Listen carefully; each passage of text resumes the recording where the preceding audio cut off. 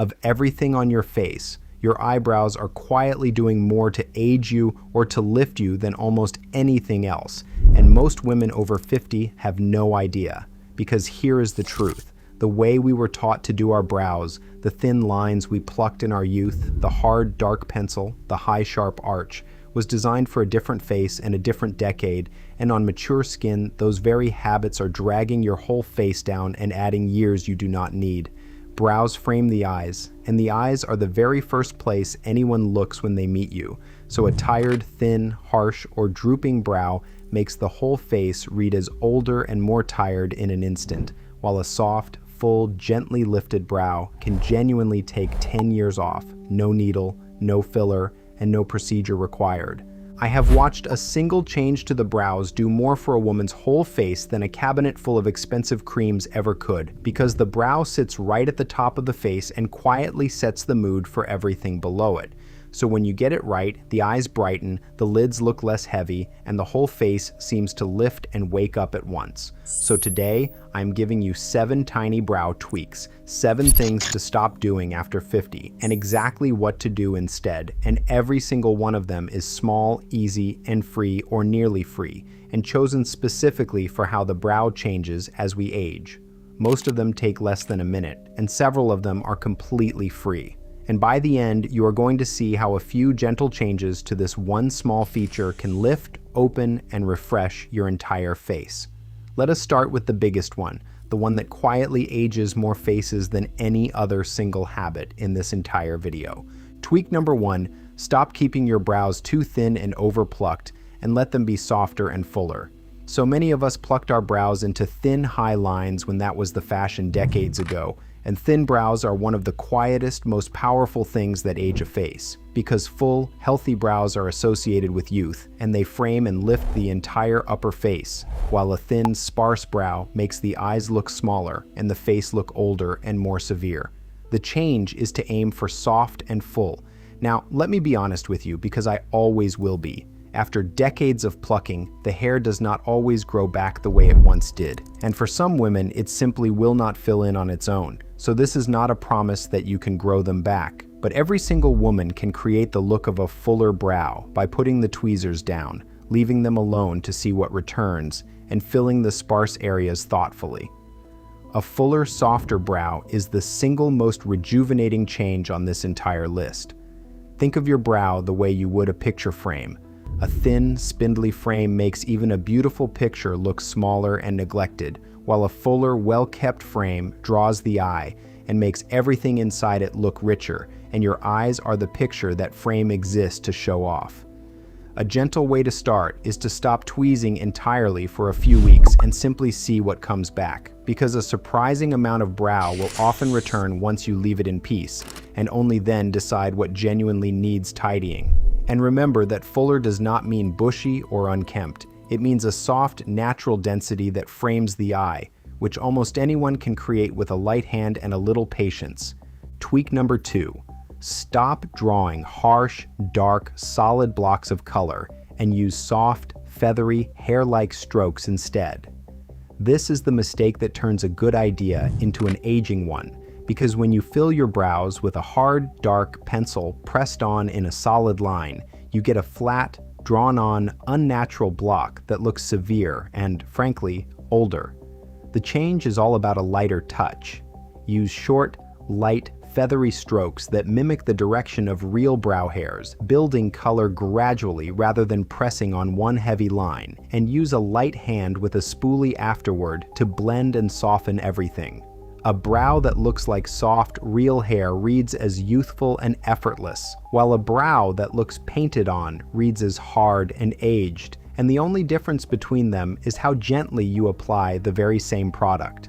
A powder brushed on with a small angled brush or a fine-tipped pencil used in tiny flicks is far more forgiving than a thick, waxy pencil dragged across in one stroke. So if your current brow product feels heavy and hard to control, that alone may be half your problem.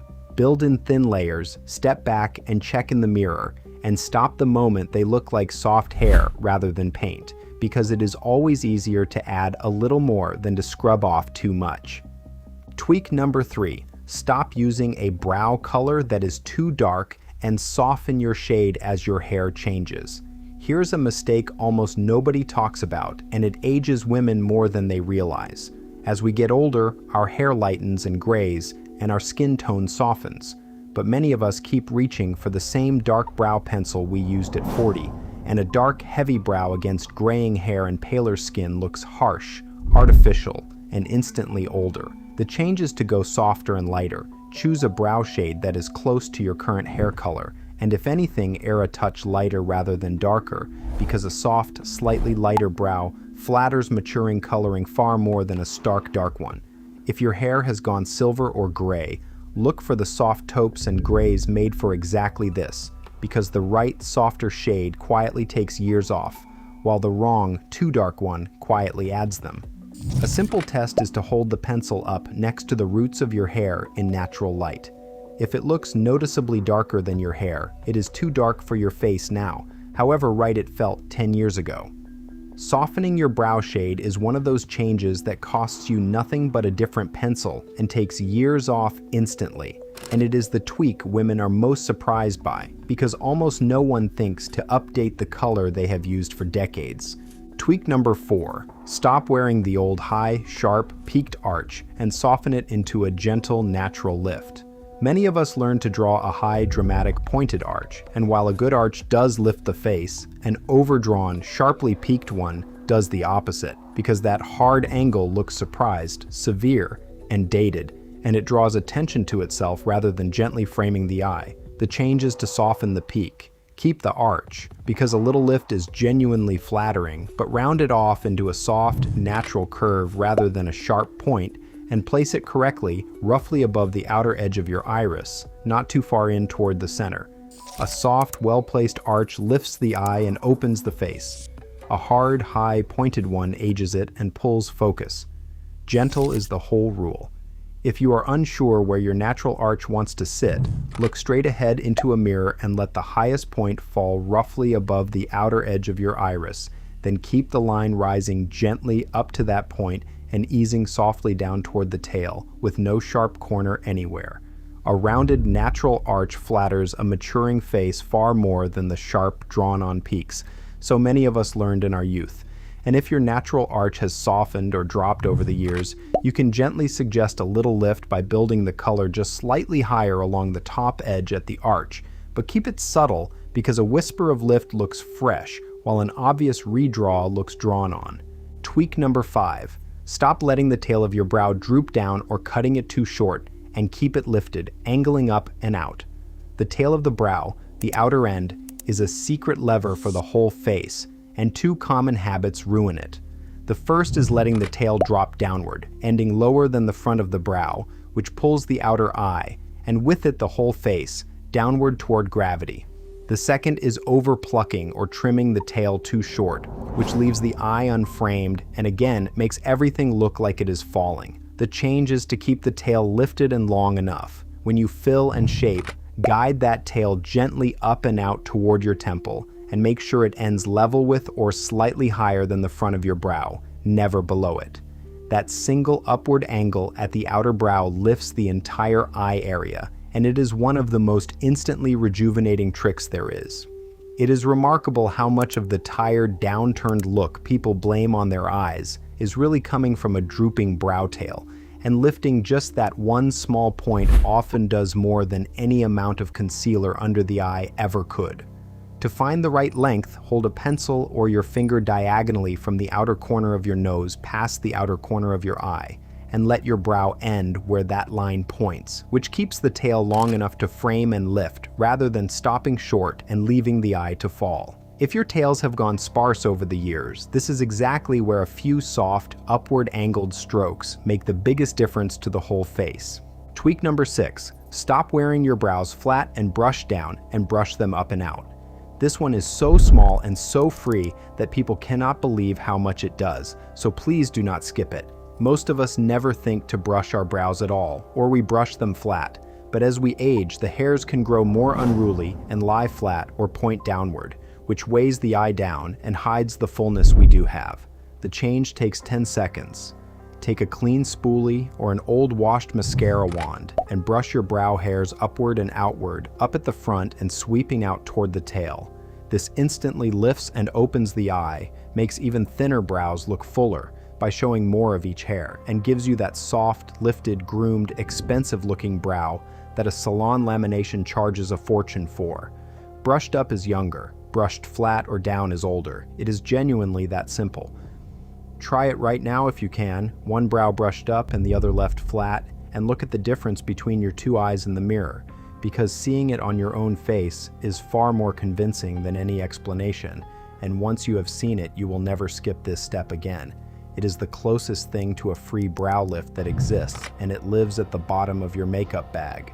Tweak number 7. Stop skipping the finishing touches, the brow gel, and the little cleanup underneath, because they are what make everything last and lift. You can do all 6 tweaks above and then lose half the effect by the afternoon if you do not set your brows, because unset hairs slowly fall back flat and drift out of shape. The change is a 2-part finish. First, once you have brushed your brows up and out, set them there with a brow gel, a clear one to simply hold the shape, or a tinted one, which is wonderful for sparse brows because it holds the lift and adds a soft wash of natural color at the same time, with none of the harshness of a heavy pencil. For sparse or graying brows especially, a tinted gel can honestly be the only brow product you need, because it colors, fills, and holds all in one gentle step. And many women find that once they discover it, they happily retire the heavy pencil altogether. Second, take the tiniest amount of a light concealer or a soft highlight and gently tidy the line just underneath the brow and lift the brow bone area, which cleans up the shape and adds a subtle brightness that opens the eye. This little cleanup underneath does something quietly magical, because a crisp, bright line beneath the brow makes the brow itself look neater and higher without you having touched a single hair and that lifted. Tidy edge is one of the small professional secrets that separates a groomed brow from an unfinished one. Those 2 small final steps lock in the lift and give you a polished, wide-awake, years younger eye that holds all day. And do not overthink the concealer step. A tiny amount, softly blended, is all it takes, because too much creates a harsh, obvious outline that looks just as unnatural as a hard pencil. The whole point of the finish is to hold what you have already created and add a quiet brightness, never to draw attention to itself. So keep it light and let the lifted, groomed brow be the star. Now that you have all 7, let me give you the one idea that ties them together, because once it clicks, you will never need a list again. You will be able to judge any brow trick yourself in a second. Here is the principle. Everything that ages the brow is thin, dark, hard, flat, and downward. And everything that makes it look younger is fuller, softer, lighter, lifted, and up. That is the entire secret. Thin and sparse make the face look older and unframed. Full and soft frame it and bring it back to life. Dark and hard look severe and drawn on. Lighter and feathery look natural and effortless, and anything that goes down, a drooping tail, a flat, brushed down hair, pulls the face toward gravity, while anything that lifts up, the brushed up hairs, the lifted tail, the gentle arch, works against it. Every tweak on this list is really just one of those principles in action. So whenever you touch your brows, just ask yourself, is this fuller, softer, lighter, and lifting, or is it thin, dark, hard, and dragging me down? That one question will guide you better than any tutorial, and it puts you in charge instead of a rule book, because once you understand why a soft, lifted brow works, you can shape yours to your own face, your own coloring, and your own taste, rather than copying a look that was drawn for somebody else. Here is what I really want you to notice though, because it is bigger than eyebrows. Of every feature on your face, the brow is the one that shapes your expression. It is the reason a good brow does not only make you look younger, it makes you look kinder, more rested, more open, more like the person you actually feel like on the inside. A thin, hard, drooping brow can make a warm, lively woman look tired or stern to strangers, and that has never been who you are. So these 7 tweaks are not really about vanity at all. They are about letting your face match your spirit again, so the woman in the mirror looks as awake and as approachable as you have always been underneath. That is worth 10 minutes of practice, and it is more than worth putting the tweezers down for good. So do me one small favor tomorrow morning before you reach for a single pencil.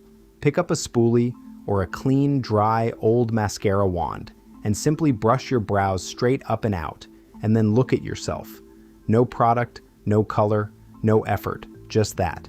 In about 5 seconds, you will see your eyes open, your whole face lift, and years quietly fall away, and that one free move is the entire heart of everything I have told you today. If you like what you see, and you will, add the rest slowly, a softer shade this week, a lifted tail the next, a good gel to hold it all in place, in whatever order feels easy. There is no rush and no wrong pace. And above all, be gentle with these small, stubborn hairs, because they have framed your face through every single year of your life, through every laugh and every worry, and they have earned a little kindness now instead of a fight. Grow them where you can, soften them, lift them up, and let them do the one thing they were always meant to do, which is open up the beautiful, fully lived, entirely yours face that has always deserved to be seen.